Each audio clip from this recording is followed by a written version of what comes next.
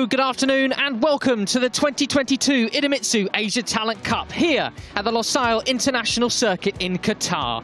This is one of the first steps on the road to MotoGP programme, taking riders aged 13 to 17 years old from across Asia and Oceania, pitting them against each other on identical machinery and seeing who finishes out on top as champion and continues on to the next step on their motorcycle racing journey. For the 2022 season, there's just 6 full-time returning riders and a whole swathe of ultra-fast rookies looking to follow in the footsteps of the likes of 2021 champion Taiyo Furusato. 3 of those rookies led the way in pre-season testing a week ago, and there's 2 of them on the front row of the grid.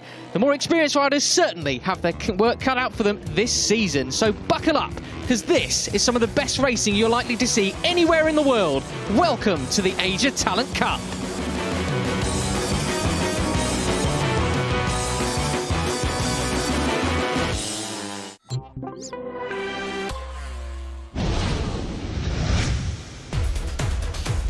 Well, hello there, my name's Matt Dunn. Alongside me as ever with the Idemitsu Asia Talent Cup, I have Fran Wild with me. Fran Wild, ride. Gonna say thanks. Nearly got the intro sorted, but here we go then. 26 degrees Celsius. From that camera angle, it looks like the sun's started to set, but that's not really the case. It's just rather overcast here. It's rather windy, so that's going to shake things up in this first race of the 2022 season. I really hope I haven't said 2021 so far. All these years blur into one. I don't think so, but I'm suffering the same. So apologies, especially if you're watching this a few years later on YouTube or wherever you're joining us from, and then get very confused. But yeah, as you say, the conditions, not really the classic desert sun that we've come to expect here at Lusail. It is pretty breezy, as you could see from that Qatari flag blowing in the wind a couple of minutes ago on your screen. And it's a bit hazy as well. Not too cool though, so yeah, it's going to be an interesting one. But this man as well is going to be an interesting one to watch in the race. One of our rookies, as you mentioned in the intro. Yeah, Amon Adaki, a real sensation he's been, now donning the number 14. And what's more, Fran, is he's been doing all these quick laps alone. He set the pole position time by 0.183 seconds ahead of this rider here, Carter Thompson, one of the returning riders. We really cannot use the word veteran in the Asia Talent Cup. Yeah, it's not quite right, is it? He's 14 years old. Yeah, it's not like he's been in there 10 years. But yes, so Carter is one of those returning to the grid, like you said, Australian rider. I think he'll be pretty happy with that second place on the grid, Absolutely. to be honest, because both he and Gunmie, who have both had a bit more experience running at the front in the Asia Talent Cup, got a little bit outshone in testing by those 3 faster youngsters who've appeared on the scene this season. But yeah, I think Carter will be happy with second place on the grid, so good stuff for him. And one of those rookies is Shinya Ezawa on your screen now, looking pretty happy to be there as well. Love to see it. Yeah, proper cheesy grin that. I'm a big fan, absolutely. As their rider coach goes and gives them a bit of a pep talk before getting underway. So Shinya Ezawa set a 2:11.8. There were 4 riders in the 2:11s. The other one includes the Malaysian rider Hakim Danish. You might remember seeing him on various podiums last year. Here he is on your screens now. He was fastest at the end of play yesterday from those 2 free practice sessions, but just off the front row here today. But I don't think he'll be too disappointed with that. We know how much the Asia Talent Cup loves some pack racing. Yeah, exactly. And Danish has moved up a bit from the testing timesheets as well. So another one who'll be a little bit happier, I think, after qualifying. It's not quite the front row, but it's very, very close to it. And as we've seen so often in the Asia Talent Cup, if you can escape with that front group, you keep yourself in with a shout. You can use that slipstream and also study the riders around you, because we have had a 2-day test here at Lusail. But yeah, it's still early days in the season. And even for those who are returning to the grid, the 6 riders who come back this season, it's still not that much track time to get back in gear. It's still a little while since they were alongside Superbike at Mandalika International Circuit. Yeah, these Asia Talent Cup weekends, they don't follow the likes of Moto 3 and Moto 2 and MotoGP in the formats of, you know, you have specific sessions where the riders go fast. Actually, some of the best lap times we see all weekend are actually set in the races themselves. Yep, so everything's a bit of an exploratory mission for them. We had riders in the 2:11s down to 4th position, and actually 0.6 of a second covered the front 2 rows of the grid. We had three returning riders on the second row: Hakim Danish, Rei Wakamatsu, and also Gun Mie there, the number 5 on your screens. He's actually good friends, I saw, with Tayo Furusato. Those two continuing their camaraderie from previous years in the Asia Talent Cup together. This is then confirmation of your starting grid. You've got Adaki from Thompson, Izawa, Danish, Wakamatsu and Mie on row 2 then, and then Pratama Fuetisan of Thailand, a new rider, and Marianus Nicholas, Australian rookie last year, returns to the field this year as well, locking out row 3. Then you've got row 4, Al Sahuti, the Qatari rider, working on a wildcard here again this weekend, isn't he? Then you've got Lakan, the Thai rider, followed by Hafi in the row 4. Izdahar in row 5 with Trihardika from Indonesia as well, just alongside him. And we're going a bit too quickly along here, but we have indeed. number 16 I do want to draw your attention to there, though. Yep, so we do have one penalty. It was 3 places on the grid for speeding in pit lane as well for Faris Putra. So a little bit further back than the lap time would have enabled him to start, but always important to learn things like that and the importance of sticking to the pit lane speed limiter, so you can understand 3 places on the grid. It's a little bit painful, but nothing disastrous, and hopefully then we won't get a repeat of that. And here is then Veda Egapritama, who was a wildcard in Mandalika last year as well, so rookie, but with a little bit of race experience in the ATC. I'm sure he'll be looking to try and stay in the podium fight, but we really don't know what awaits us in race 1 today, do we? No, we really don't. He's 13 years old, it is Pratama. He could well put in a great performance here, but this will be his first actual run out in Qatar. Who will learn the most? Well, during the race, from one start to the end of it, it's a long race, 35 minutes long, so they'll be picking up tricks of the trade as they go along throughout these 14 laps. And who will do their homework tonight, re-watching the race? Apologies, they might have to watch it on mute to avoid our commentary. Understandable, of and course. And especially our pronunciation. We try our absolute best with these names, I but went down to the paddock this morning to try and confirm some, so we'll give it a go. Yeah, Marianus Nicholas, I'll try my best with that one. It's a fault of ours. It is a fault of ours, absolutely. So yeah, like I said, he was a rookie last year at the Australian. He'll be looking to make a step forward this season. So far, probably true that he's done that in qualifying, although I imagine he wanted one of the first 2 rows. So we'll have to see what is going to happen in this race, because once the lights go out, it is a little bit different to that 1 lap pace. Although, like you said, Eamon Adaki been running a lot of laps by himself as well. Who knows? Are we going to get another Tayo Furusato runaway style victory at the front from Adaki, or is it going to be more of a pack race? We're about to find out in a minute. Yeah, riders will go on their warm-up lap first to be a bit more of a cruiser, around 2 minutes 30, 3 minutes long. So we'll be going racing very shortly after that. Probably a good time just to remind ourselves of what we saw here last year. We had actually 4 races in Qatar last year, didn't we, with 2 MotoGP rounds here. Tayo Furusato taking victory in all 4 occasions, but in different styles every single time, from runaways to last lap battles. Yeah, it was pretty incredible, wasn't it? A spread of the different races there for Furusato last year. And of course Daniel Sharil, who's now in the junior talent team in junior GP, he took him on a couple of times there as well. But yeah, remember back then when 4 in a row seemed unbelievable and then we got to the end of the season and it was every single race win for the reigning champion Tayo Furusato, who you can now follow in Moto3 just as soon as he's back from injury. So best of luck to him and best wishes if he's listening today, checking out the guys who are going to follow in his footsteps. Apologies there, just completely nearly swallowed a fly. I heard you take a breath, so I was like, I will stop, but no. No, it's worth talking about the Tayo Furusato, really, because what a season he had last year. We had, back in 2020, of course, we had the 2 races here at that first round, but then we didn't have any races after, and he missed out on victory twice there, just as a real heartbreaker, just so line. Close. But then when he returned in 2021, he was so dominant, a clean sweep across the season. He performed so well that actually mid-year he was moved to the Red Bull Rookies Cup.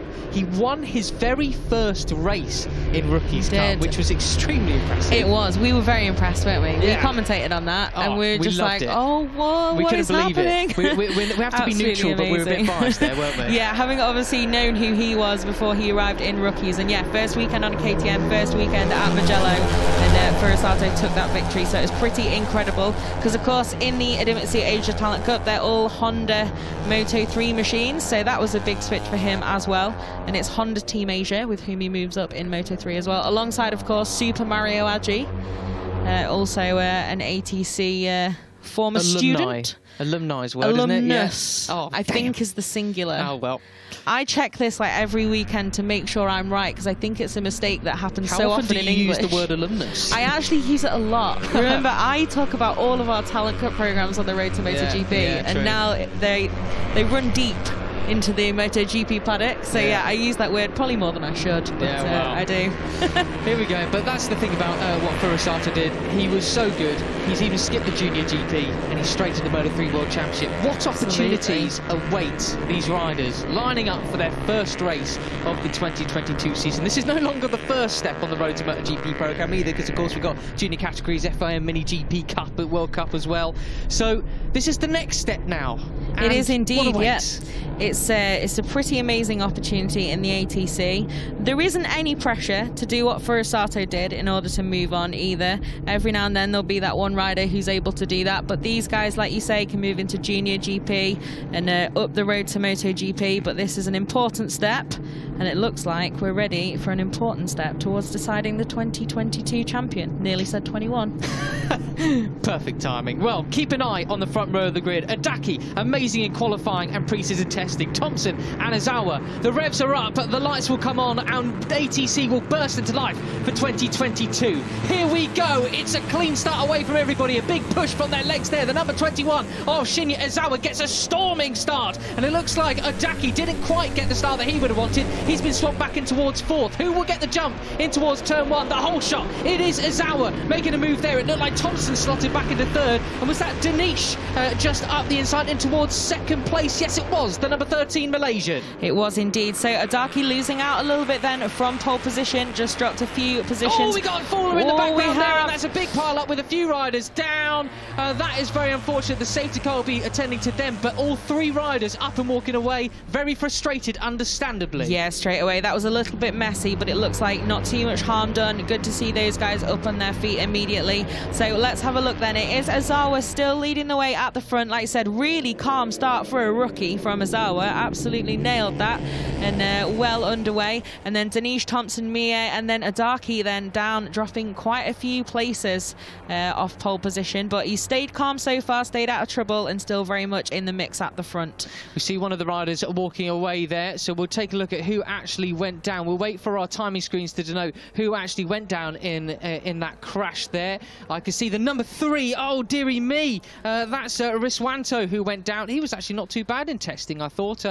Fairly up there, but yeah. There's a few riders going down, unfortunately. Another rider very lucky to escape, actually. Yeah, very lucky to escape. So, yeah, you can see the number 10 there of Kevin Quintal as well. And Nicholas That's unfortunate. Yeah, I thought I saw one of those guys who just got tagged as well. It's always difficult, isn't it, when you've got so many riders wanting the same bit of track at the start, that domino effect. Even when it's, you know, not too high speed a crash like that, it's very, very hard to avoid everything and so easy to end up tangled up. But looked like they were all okay.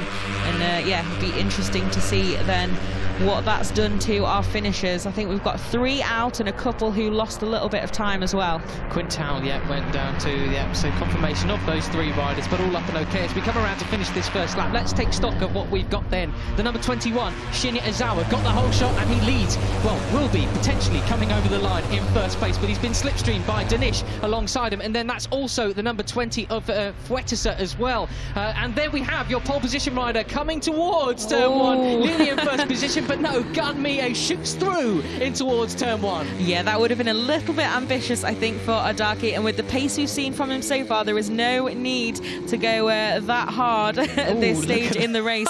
But yeah, it's all very spicy at the front already. Then we've got a breakaway group of looks like about 7 riders and a little bit of a gap.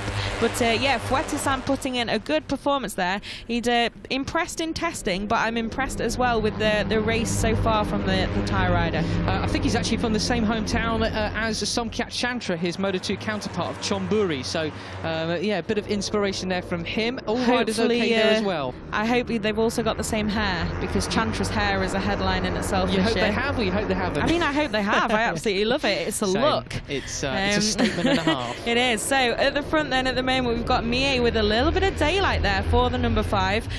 I'm sure with a bit more experience he'll be looking to put the hammer down and escape early on, but I'm not sure if he'll be able to keep that for too long. I tell you what, I did see there a couple of riders going onto the green there. Got to be careful of these track limits. They do get some warnings, and then they will have to take something like a long lap penalty. It's a little bit more inviting this year, the going onto the green than previous, because when the Formula 1 Championship came here, they did actually have to flatten a lot of the curbs and the whoop section, as I like to call them, on the edge of them. So it's a bit more inviting because it's more forgiving, which is unfortunate. Yeah, obviously it's very different when you're going over those curbs, or different curbs in a bike or in a car.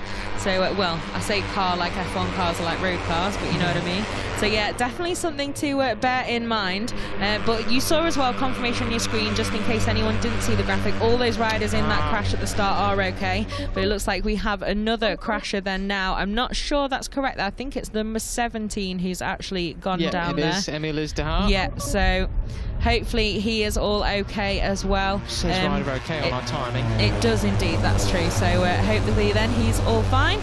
Must be a bit of a heartbreaker first race of the season, because this is quite early on as well, the frustration at not being able to get those laps in. But it looks like we've got a freight train again, and Gunmie has been caught by the chasing pack. Yeah, he really put some ground into them over the course of that lap in the more flowing sections, but unfortunately just not enough room to not be caught down the slipstream towards turn 1. Who are we looking at there? Pratama, so one of the faster rookies from testing. I think you were saying he did a wild card in Mandalika last year, but this is his first trip to Qatar. It is his first trip to Qatar, yes, which cannot be underestimated either. So yeah, it's very impressive performances at the front at the moment, and I'm sure, yeah, the likes of Mie and Thompson will be wanting to definitely stamp a little bit of authority back on this pack near the front, because they are two of the most successful and experienced in this field, along with the likes of Danish, of course. But yeah, so far then, it's a very interesting race. I thought we might see that breakaway from the number 5, but no, they've managed to keep him in check. It's now a darkie on his tail as well, which is obviously good recovery then from the pole sitter after losing those few positions. We've got a bit of a freight train once again. I'm not really sure how to call it yet. It's still very early days, but it's an interesting race. Well, talking to a few people, it did look like a Daki would actually just clear off out front, given he was able to put in those lap times we saw in pre-practice and qualifying all on his own. But racing such a different dynamic, all that pressure mounts on top of you. Arguably you can put it aside in pre-practice and qualifying, but he's dealing with the pressure rather well right now as he takes the lead for the first time in the race since he was actually on pole position. Yeah, I think it's interesting as well, I think, with the riders like this, when they've shown such a pace advantage on those longer runs and running by himself as well. It's quite a big hurdle if you do lose out so much from pole position in the first ever race. You've been the fastest rider in the field, you've been the one to watch, and then you've got to deal with that pressure of suddenly having to fight your way back through and show like, no, I am the fastest here. And I think it's really mentally quite good that we've seen a darkie so calmly pick his way back to the lead as well. I think that's probably more dangerous for the field than if he'd just got the perfect pole shot and then started to put in some gaps at the front. Yeah, quite. It gives the other riders a bit more confidence as well that they can actually live with him in the race there. As we see, Fuetisan is actually on the move as well, in towards second place. He qualified 8th place on the grid and didn't really feature towards... I wouldn't have picked him as a rider that I expected to be at the front, but there he is, holding very, very firm and good on the tyre rider. Yeah, he did pretty well in testing. It was in the top 5 or 6, I think, off the top of my head. But yeah, in qualifying, not quite that same speed again. So it's good to see he's back up there in the race.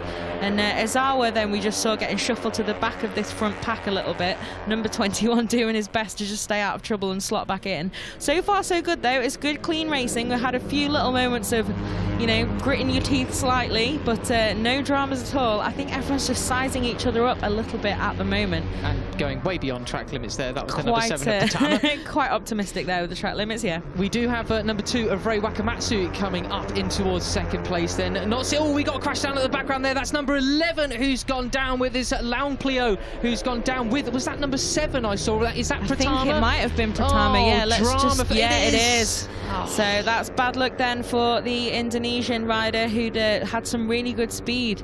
So yeah, not exactly sure what happened there. We'll see if we do get a replay. But yeah, it looks like both of those guys are okay though. Remonstrating a little bit usually says there's no injuries, just a bit of anger and injured pride maybe. Yeah, I saw some of the highlights from last year and there was literally someone hopping mad with somebody else who took them out during race 1, I think it was. As we see, it could have actually been Wakamatsu, because Wakamatsu had it coming together with other riders I think last year. Wakamatsu, the number 2 in there, one of the 6 6 full-time returning riders that we have. Got to be a big year for those returning riders. You don't, whilst there's no pressure, you like to think there's not much pressure in the Asia Talent Cup. If you're a returning rider, you don't really want to be beaten by rookies. No, of course not. And if there is like that one rookie who's, you know, an extra special talent who arrives and is on your level and you have to push yourself to compete with them, that's good for you. But if you get swallowed a little bit by quite a few newcomers, then those guys, yeah, they'll be wanting to stamp some more authority on and make sure they can make that step back towards the front. It is difficult though when you don't have so many benchmarks left in the field.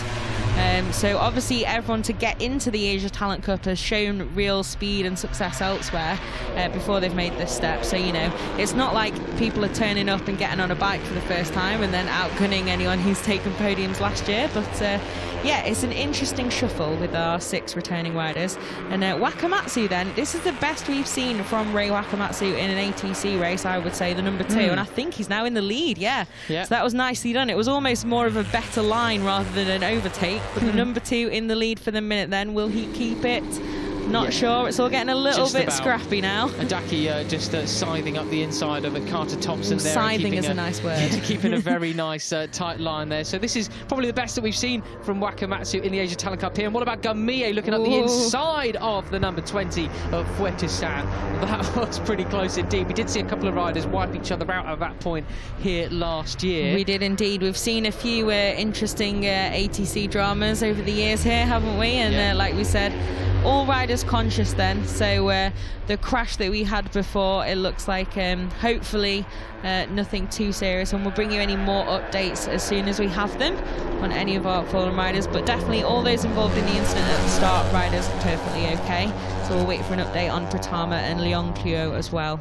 Well, we do have a Thai rider out front now in the form of the number 20 of Fuetesan, and it's a Thai rider who actually has the all-time lap record here at Qatar. I was going to do that segue. 2 minutes 10 seconds, 0.607, so we're some way off that, but that lap record actually belongs to the familiar name of Nakarin Aturatpuvapat from years gone by as well. So good to see Thai riders up there in the Asia Talent Cup once again. It's been a little while since we've seen anything so consistent from Thai riders, I would say. Yeah, obviously Chantra now in Moto 2 making that move quite quickly into the intermediate class as well. But yeah, it's good to see a Thai rider straight into this front group in the ATC. Great stuff from Fuetesan, and yeah, just having a great race so far, really. I think it's a really good sign when you've not only got that speed in testing, but also able to use it on track in the race elbow to elbow, as it really is now for certainly Carter Thompson and Shinya Zawa there. Yeah, we've got quite a big lead group now, haven't we? Going back to Farish Hafi, the Malaysian rider, the number 19 in 8th position. So that's your leading group with all the riders that we've, well, it's established before. I think Hafi's really the only one that we've not really mentioned. Lakan's just behind him on the chase in P9. That is one of the other returning riders. Yeah, he is a Thai rider as well. Yeah, he is, and he's 18 years old as far as I can and tell. He made quite a step in pre-season testing, so I'm sure he'll be wanting to make a little more hay in this race. But yeah, it's very, very close now in this group, isn't it? I do wonder if some of these guys have got a little bit more in the locker and just not wanting to unleash it with 9 laps to go. What's this a replay of there? Some more beyond track limits, that one from Rei interesting Wakamatsu. Excursion. Yeah, not quite the Dennis Onju from practice yesterday. We got some actual airtime over the curbs. But let's have a look at the well, the lap times we've got coming in. Last lap at 2 minutes 12, so there's plenty more in the locker. I wonder how much of that is to do with, well, the fact that it's now a race, or whether it is a little bit more windy out there compared to what we've had yesterday, for example. But in qualifying, they were setting 2 minute 11.5, so maybe there is a little bit more in the locker now. Yeah, very possibly. It's been a difficult one to judge with lap times as well, hasn't it? Because obviously the track changes so much once you've got MotoGP and everyone on it after the pre-season test where it was just these guys, and then you have another sort of 5 days of desert winds and sands, and then we come back on track. But yeah, like you said, that lap record at 2:10.6 from Nakarin Aturatpuvapat, that's it's not too far off that, but I'm sure they'll be wanting to get more down into the pace they had in testing. Well, here we have the Leon Clio and Pratama's incident is currently under investigation by race direction. So we'll see what comes of that. This is just a replay of what happened going into turn 1 on a previous lap. I think it is, yes. It's just a slow-mo. Braking styles, essentially. Yes. You can see Adaki's a bit of a smaller frame than some of his compatriots, like Gunmie, a much more Alex Rins giraffe style on the bike. We should also say that was a Suzuki-given nickname, wasn't it? It's Was not it us the just giraffe? being it's not us just being rude about Alex Rins. It's really overcast now, isn't it? It Fran? really is, yeah. You can even feel it's a little bit darker for us in the comms box, and we're opposite. We're sort of above the pit boxes, opposite the main grandstand, and even from the sort of misted window that we've got already, you can feel it's a bit darker. But I don't think there should be any rain on the way. But yeah, it's certainly a bit different conditions to what we often have here in Qatar with that blazing desert sun. But at the moment, though, we're still in this same kind of standoff, aren't we, with this big group at the front. No one's been able to break away. I don't know if anyone's really been trying to at the moment. They're probably just content to sit in the group unless it gets too dramatic. That was another little bit of drama with track limits, though, wasn't it, for Rei Wakamatsu? I'll have to be very careful. Yeah. We've had a couple of track limits warnings so far for Fadila and Al Sahuti, the wild card. So we'll have to see, will the number 2 appear on our screens with the track limits warning as well? We're coming up towards the halfway point of the race, and this is slightly dangerous from Amon Adaki, because he's not actually had this much time out front with clear track in front of him, and he's already gapping Gunmie and Wakamatsu, two compatriots just behind him a little bit. Not enough to be out the way of the slipstream, but a little bit more time out front. This could be good night Vienna and Adaki checking out, potentially. I'm not sure that cultural reference will translate that well if he watches this back. It's from Neil Morrison yesterday, I think he said. But yeah, that's suddenly changed so much there, hasn't it? You can see a couple of meters in hand for Adaki, but you can see that easily Gunmie and Wakamatsu have responded to that, tagged back onto the back of the number 14, and it's now Thompson who's got a gap to make up, but the Australian at the front of that second little group with the hammer down. And there's more riders than in the entirety of qualifying being able to set a 2-minute 11 lap in this race now. So there were 2-minute 10s in the free practices yesterday come the end of that, and it looks like, well, it almost seemed as though Adaki let Gunmie through there because he didn't want to get overtaken in towards turn 1. Maybe. Let's see what happens into turn 1 then with the braking zone shuffle. Who will be bravest on the brakes? Looks like Adaki then back in the lead, but over the line, was he? I'm not really sure. I think he was, yes, by almost nothing, but a bit wide there, though. Goodness, almost like the front end sort of didn't really want to have any more pressure put on it at that given point. Yeah, no, nicely caught though. The number 14 then slots back into 3rd place, and if you do notice the lovely paint job, don't worry, you've not tuned into the ATC at Mazzano. It's just some beautiful run-offs here at Lusail this season. But yeah, Adaki then, maybe that wasn't quite part of the plan, and he's just had to settle back into that 3rd place. But it's once again a big group, isn't it? That breakaway of the top 3 has been reeled right back in by Carter Thompson, helped of course by that little moment for Adaki. How many times have we seen a ATC race of 2 halves? The first one all a bit frantic and groups spreading out, and then at the halfway point they come back together to form one huge group. We have got Fadila though exceeding track limits one too many times and given a long lap penalty, so that's the number 15 down 11th spot off the back of this group. Or no, actually sorry, just at the start, the chasing pack from this one, so you see him in the back of shot right there. Yeah, that is so the Indonesian rider then, long lap penalty. Like we said, we weren't kidding. Sometimes if you take those chances too many times, you will have to do that long lap penalty. It depends. If you've made a mistake or you've been forced into the green, that's usually a bit different. But if you're kind of using it too many times essentially to make a better lap time, the book will get thrown at you and you'll be into that long lap penalty area, which is probably a little bit dirtier at the moment as well. Yeah, exactly. Rules are the rules in whatever class of racing you have. Yeah, will. Speaking of telling them, I did actually go down this morning to go and check out the riders prepping for qualifying, the difference in preparation, the attitudes, because it's a big session, you know, for all these rookies. It's their first ever qualifying session in the Asia Talent Cup. There were some nervous faces down there. They were given some words of advice by their rider coach, but I'm not sure how many of them understood it, given the fact that at this very same time, outside those garages, the Moto3 bikes from the World Championship were warming up. And I tell you what, I could barely understand him, so I'm not sure how well 12 to 13-year-olds who speak English as a second language quite understood it, but Yeah, noise is always a complicating factor in the paddock, isn't it? As we see Adaki does really jam the front brake on going in towards turn one. He's not quite got that nailed yet, has he? No, it looks a little bit, just a little bit shaky there, but he's straight back into the lead then, denying Carter Thompson, who'd just taken over at turn one.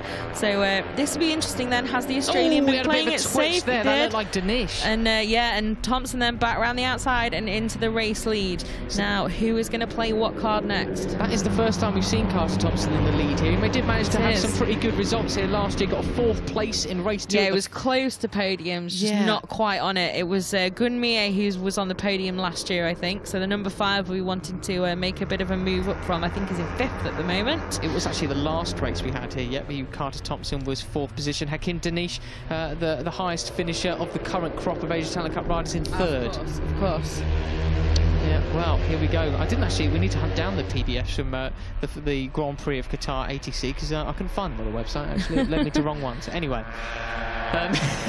Some admin missions to thrill the viewers. Yeah, well, it is 6 laps to go as we see the To Me To You Barry Chuckle overtake there, and that was a great save from Fuete-san, the number 20, the Thai rider who was leading earlier on. I mean, you don't get much closer to crashing than that and then staying on. Goodness me. Incredible skill there to hold that. Unbelievable, really. I'm sure that will be replayed quite a few times over this weekend. Great stuff then. Good to see Fuete-san able to stay upright and not even lost out too much either. It's just still in the shot just there in the background. So I'm sure heart rates will be pretty high then for the Thai rider. Just be trying to tag back onto the group. And to add insult to injury, he's been given a track limits warning as well. So I don't think that one was particularly helped. Not that he went out of track limits there, but here we go then. So it'll be 5 laps to go when the riders come across the line this time around. Adaki just uses the slipstream to overtake Thompson to retake 1st position as we head into sort of the final 3rd of this first Asia Talent Cup race of 2022. Who will get the braking zone in towards turn 1. Gunmie looking up the inside of Adaki, but he seems to have got that nailed this time around. He has indeed. So nicely done then that time for the number 14, and Gunmie forced to settle back into 2nd place. But sorry, I think I've still got a bit of a bit shocked. Yeah, still trying to recover. I can't imagine what it's like on the bike. Someone bring Fran a flannel. He's back on it. Here we go then, the replay. Well, okay, so that's why he did go over track limits then. And then sat up, obviously, and then didn't quite... I think we could scrap that track limits for him then. He didn't exactly gain an advantage. I don't think he did, no, to be fair. I think he paid quite a price for that one. Yeah. But back on track then, the number 20, and all okay there, just in the back of shot, like we said. But right, deep breaths. We've got Adaki then back in the lead of this race, once again with Gunmie on his tail. And it's getting interesting now, isn't it? I thought a few times maybe, okay, now will be the time the hammer goes down. Carter Thompson, like we said, hadn't really shown his hand too much, then moved up into the race lead. But now it's still this big group battle at the front. And look at that, that's nearly 4/10 that Fuete-san's taken off the back of this group there, trying to catch back up. Well, their pace did dramatically slow last time around. 2-minute 12s and 2-minute 13s across the board, really, in this leading group. Yes, certainly not getting faster, is it, at the moment? You know what that was, don't you? That was probably faff.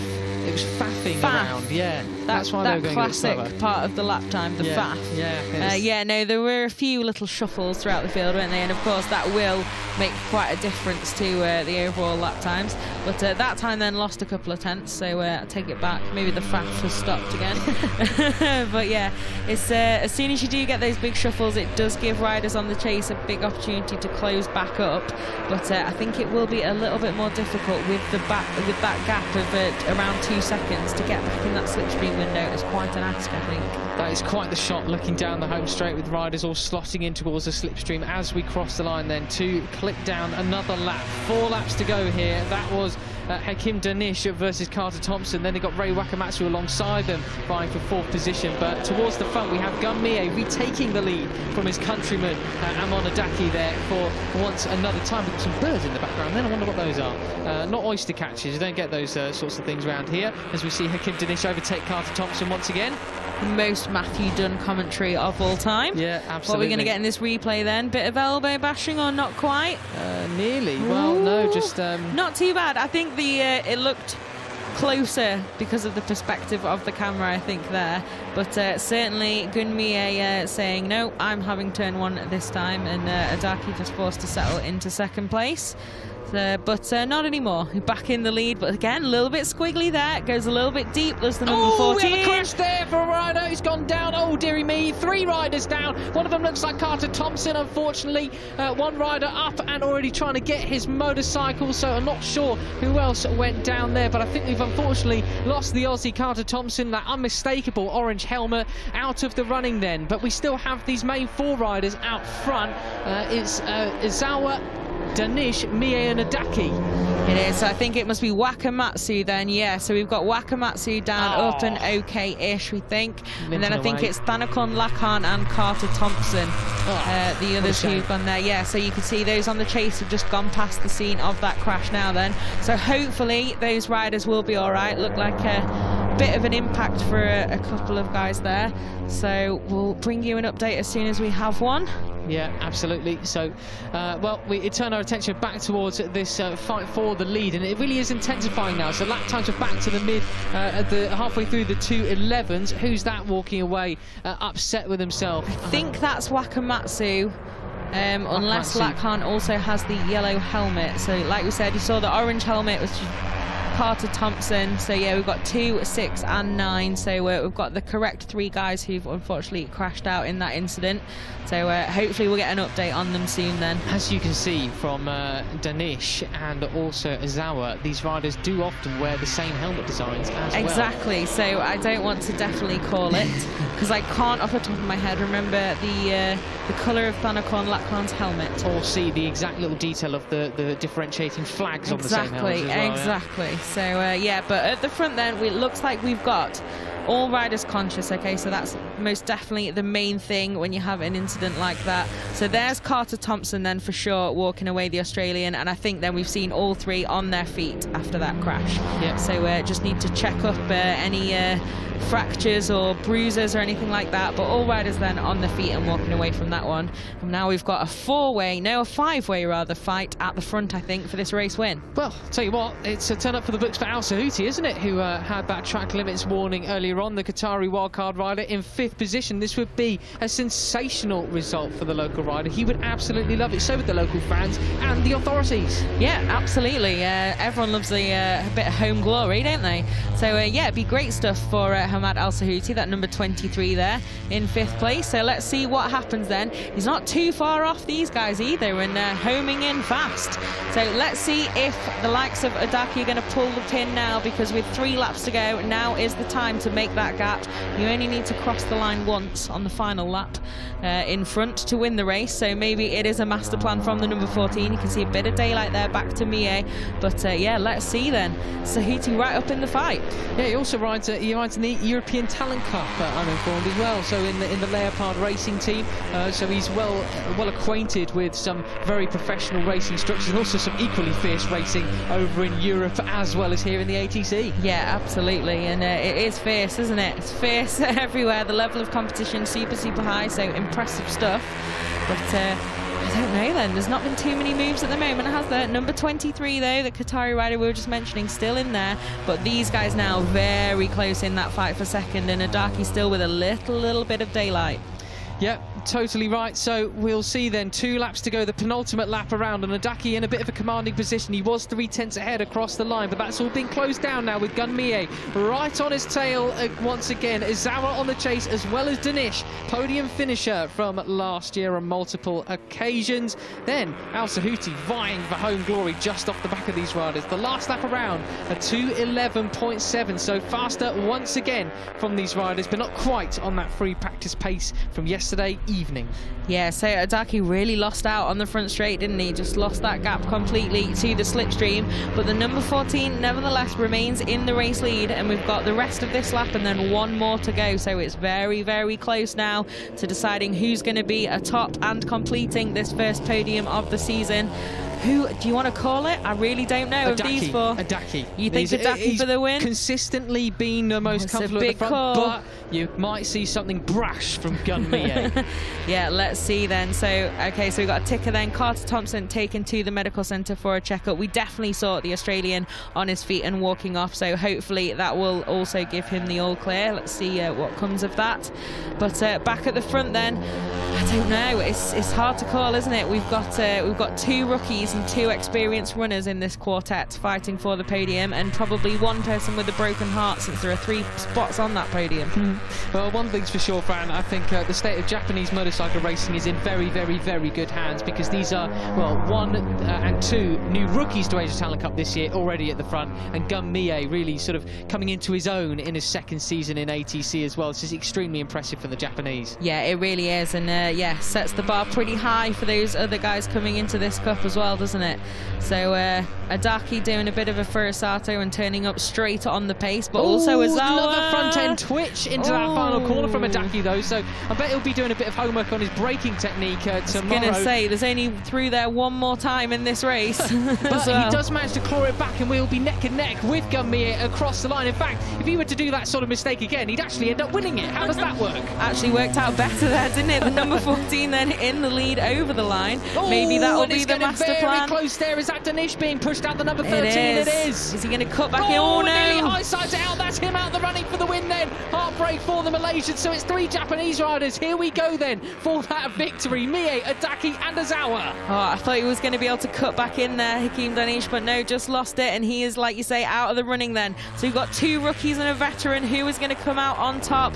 I don't want to call it at all, but at the moment it is Gun Mie in the lead, the experienced number 5 then. Those are some of the fastest laps of the race that we've seen so far. 2:11.4 from 2 of the top 3, I should say, that last time around. So it's really heating up here, and it's Adaki making a move up the inside and towards turn 6. Does he make it stick? He runs wide on the exit. Gun Mie looking at him on the cutback. He looks to side by side at his compatriot. This is great racing to start the year off in the ATC. Absolutely love it. Real statement of intent from the rookie as well. Elbows out against his more experienced compatriot, but job well done then. He's managed to stay in the lead, has the number 14.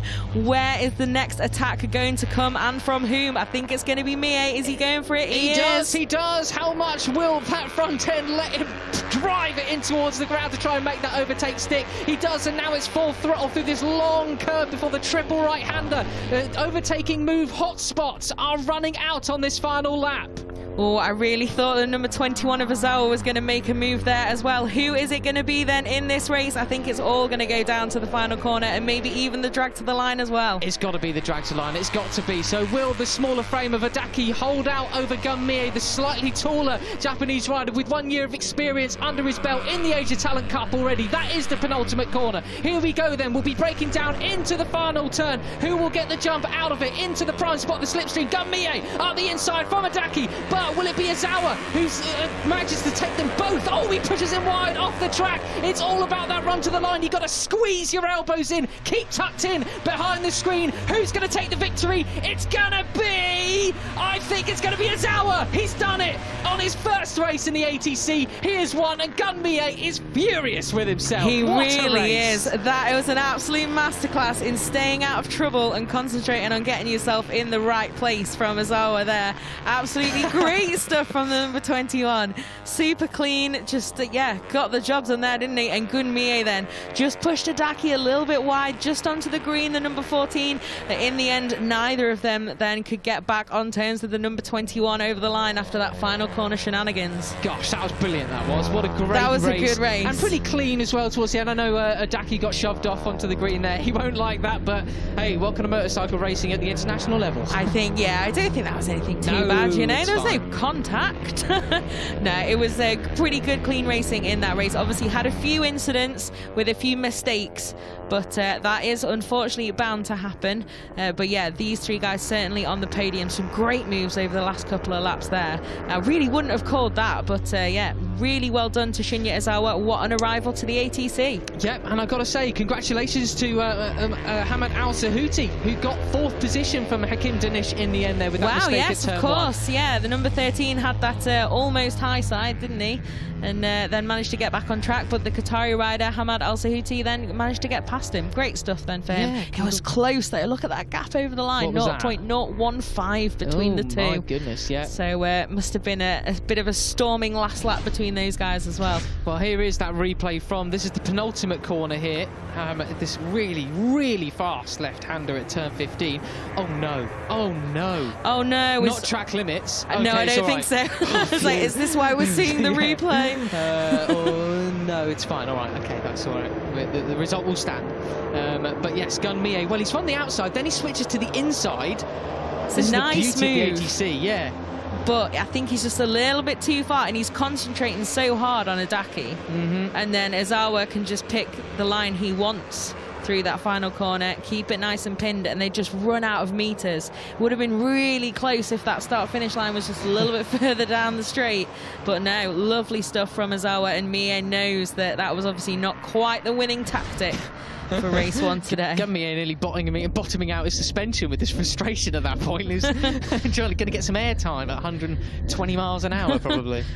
It's brilliant. That really enjoyed that for a first race. I did say in the intro, and I quote, it is some of the best racing you're likely to see anywhere in the world. Genuinely, it's absolutely stunning. Usually the Asia Talent Cup always delivers some great stuff, and that one, yeah, great 3-way battle, that one. And yeah, for those podium places, and it's that one on top, first time out in 2022. At the end of yesterday, as Shinya Izawa, the number 21, was 8th position at the end of FP2, of 2:12.0, his fastest lap time, and well, he certainly set a lot quicker lap times than that. So that's what we talk about when we say that even these riders are learning through the races themselves. Adaki waving to the marshals, the fans, the birds. There are some fans in here. At the final corner? Well, I thought they were just in the main grandstand, but yeah. I like the thought of him waving at no one, to be honest. I'm sure there will be someone. A bit I'm like sure Tony Arbolino in Moto3. He's waving to the marshals and those guys around the track.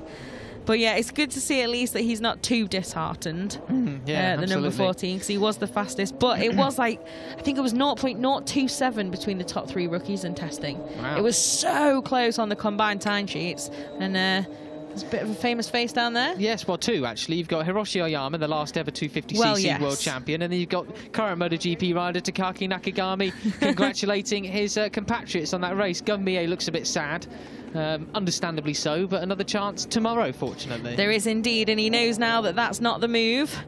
Certainly, if it is the same 2 riders that he's fighting with at that final corner, the slipstream will not pay him dividends.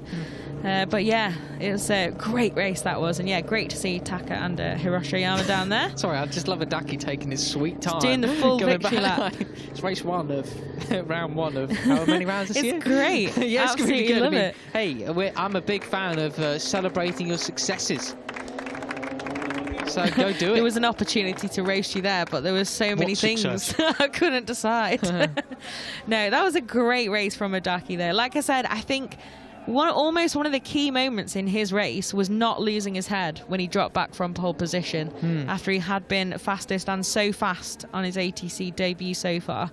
So great stuff from the number 14, but just pipped to the post in the end there. Yeah, understandably so.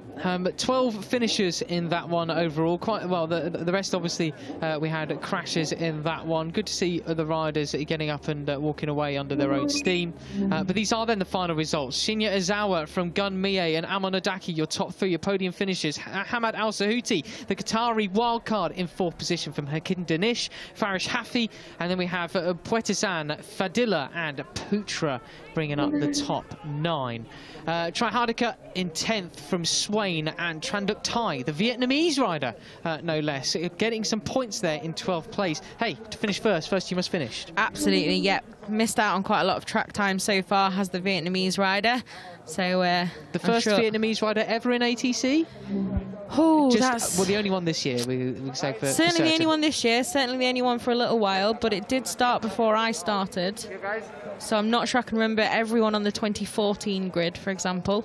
But yeah, it's certainly great to have... yeah, we've got so many countries represented this season. It's great stuff. And yeah, great to see the Vietnamese flag in the field. Really nice to see MotoGP riders come and congratulate various compatriots in these Talent Cup programme championships and cups. It really must mean a heck of a lot to those young riders.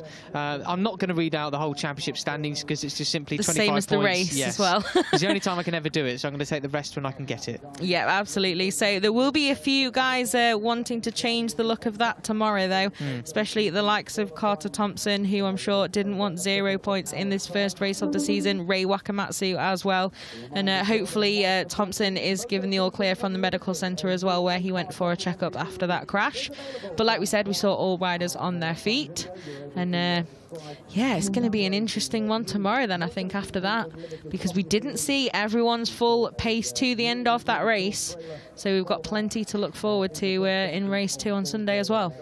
Absolutely. And just looking at the timing screens, the top speeds as well, although Gun Mie is noticeably quicker than the likes of Amonadaki, he was running at 215.5 kilometres an hour top speed, the second fastest top speed of the whole field, just after Hakim Danish of a 216 kilometres an hour. It's not exactly at much of a disadvantage, which is good news for a championship with riders all on identical machinery. Yeah, absolutely. Of course, it sounds great.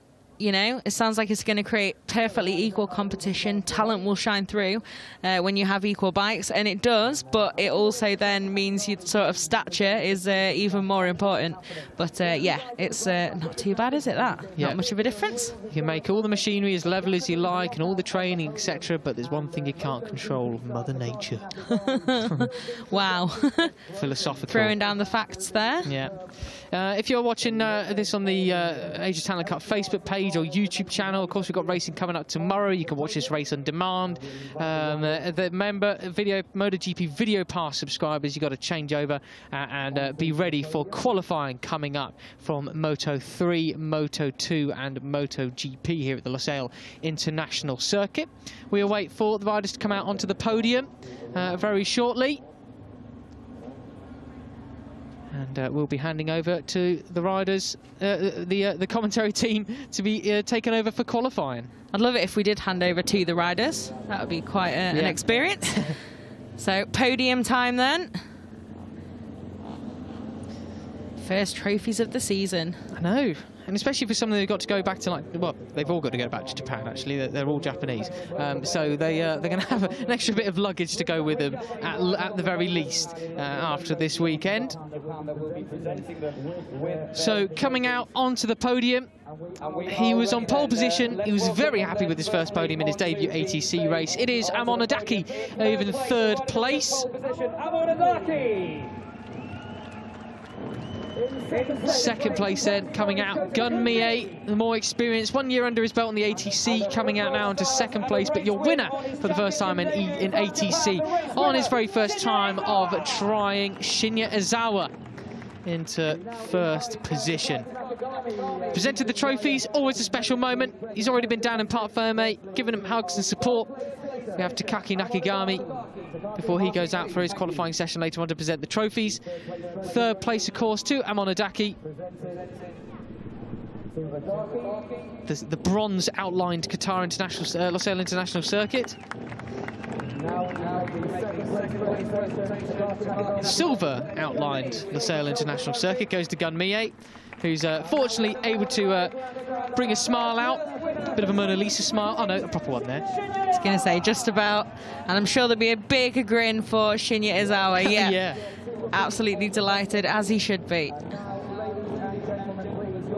Well, excellent stuff. So I guess it'll be time for the Japanese national anthem before we get to look at some highlights.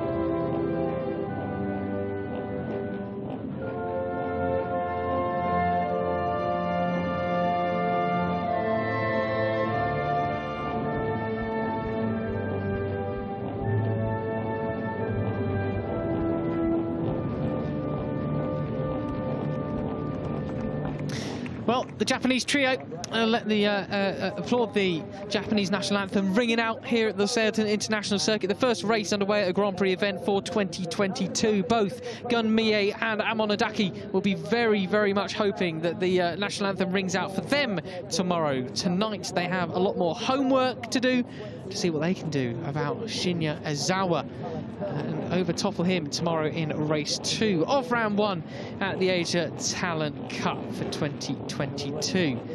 Be a ticker on your screen denoting when we'll be getting underway with that. It will actually be at the start of the day's action. So these are the highlights. Because we're on a pretty quick changeover of the old commentary teams in this box, I will leave you with these images. What a race to start us with the Idemitsu Asia Talent Cup for 2022. Do not miss